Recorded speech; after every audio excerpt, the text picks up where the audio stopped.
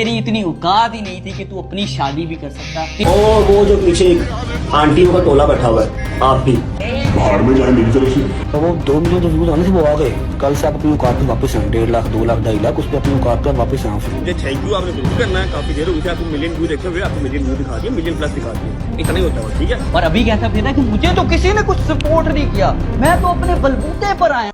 जब भी social media के ऊपर कोई कंट्रोवर्सी होती है, लोग फौरन डिसाइड कर लेते हैं कौन सही कौन गलत। लेकिन सवाल तो ये है कि हम सच में सच देखते हैं या सिर्फ वो जो हमें दिखाया जाता है। रिसेंट दिनों में एक ऐसी सिचुएशन सामने आई जहां रजब भट्ट का नाम एक ऐसी कहानी में आया जो कि एक तरफ बहुत स्ट्रांगली प्रेजेंट की गई और दूसरी तरफ खामोशी। आज हम बात करेंगे फैक्ट्स की, बिहेवियर की और नरेटिव की, जो बनाया गया और डिसाइड आप खुद करेंगे।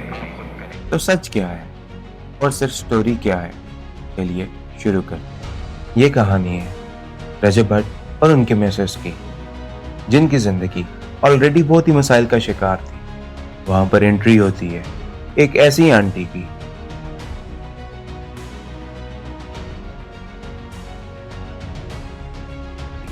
जो कि ऑलरेडी अपने मियाँ को उनके माँ बाप से दूर कर चुकी है, और उसका मेन मकसद भी यही था कि रजब भी अपने माँ बाप से दूर हो जाए, ताकि जैसे ये आंटी अपनी जिंदगी मौज मस्ती से गुजार रही है वैसे ही ईमान भी गुजारे। इस आंटी को बचाने के लिए इसका मियाँ जंप इन करता है और अखलाकियात से गिरी हुई बातें रजब भट्ट के बारे में करना स्टार्ट कर देता है।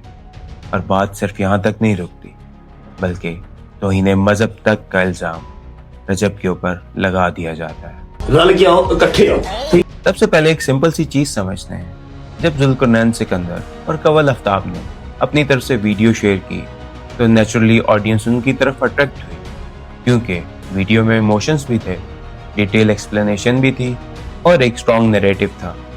जब नैरेटिव स्ट्रॉन्ग होता है तो लोग उस पर बिलीव कर लेते हैं। लेकिन यहाँ एक इम्पॉर्टेंट चीज मिस हो गई कि हमने रजब भट्ट की साइड भी उतनी ही डिटेल में सुनी या सिर्फ एक तरफ की कहानी सुनकर डिसीजन ले लिया। देखिए, रियल लाइफ में भी जब कोई डिस्प्यूट होता है, हर इंसान अपनी साइड बेस्ट लाइट में दिखाता है, ये नेचुरल है। लेकिन प्रॉब्लम तब होती है जब एक साइड पे अपनी बात पब्लिक करो और दूसरी साइड पे ऑलरेडी जज कर लिया जाए, और यहाँ एग्जैक्टली वही हुआ। सोशल मीडिया के ऊपर लोगों ने बिना वेरीफाई किए अपना फैसला सुना दिया। कोई विलन बन गया और कोई विक्टिम बन गया। लेकिन क्या रियलिटी इतनी सिंपल होती है? नहीं, रियलिटी हमेशा कॉम्प्लेक्स होती है। अब एक और एंगल देखो। जब रजब भट्ट ने डायरेक्ट एग्रेसिव रिस्पॉन्स देने के बजाय कंपैरेटिवली कंट्रोल्ड रिएक्शन दिया, ये चीज क्या शो करती है? क्या ये वीकनेस है या मैच्योरिटी? क्योंकि हर इंसान जो कैमरे के सामने आकर सब कुछ एक्सपोज नहीं करता, जरूरी नहीं कि वो गलत हो। कभी कभी वो अननेसेसरी ड्रामा अवॉइड कर रहा होता है। और सबसे इम्पोर्टेंट बात, फैमिली मैटर्स को पब्लिक करना क्या सोल्यूशन होता है या फिर सिचुएशन को और कॉम्प्लिकेटेड बना देता है? अगर किसी के पास सच है तो क्या उसे प्रूव करने का सिर्फ एक ही तरीका है? कैमरा ऑन करो और सब स्टोरी सुना दो, या कुछ चीजों को प्राइवेट रह कर भी सॉल्व किया जा सकता है? यहाँ एक और चीज नोटिस करो, जब भी कोई कंट्रोवर्सी वायरल होती है उसमें सबसे ज्यादा फायदा किसको होता है? व्यूज बढ़ते हैं, फॉलोअर्स इंक्रीज होते हैं। तो क्या कभी कभी नैरेटिव को स्ट्रॉन्ग बनाना एक स्ट्रेटजी भी हो सकती है? मैं ये नहीं कह रहा कि कोई झूठ बोल रहा है, लेकिन ये जरूर कह रहा हूँ हर वायरल चीज को फाइनल ट्रुथ समझना रिस्की है। और अगर आप जेन्युइनली फेयर रहना चाहते हैं तो दोनों साइड्स को इक्वल इंपॉर्टेंस देनी होगी। सिर्फ एक वीडियो देखकर किसी की इमेज बनाना ये जस्टिस नहीं, जजमेंट है।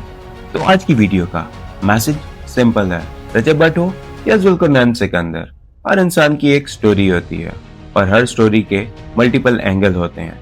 लेकिन सोशल मीडिया जो सबसे पहले बोलता है वो नैरेटिव जीत जाता है। इसलिए नेक्स्ट टाइम जब भी आप कोई कंट्रोवर्शियल वीडियो देखो तो साइड चूज करने से पहले सोचो क्योंकि आजकल सच कम और स्टोरी टेलिंग ज्यादा वायरल होती है, और जो स्टोरी टेलिंग कंट्रोल करता है वो पब्लिक का माइंड कंट्रोल कर लेता है। बाकी फैसला आपका।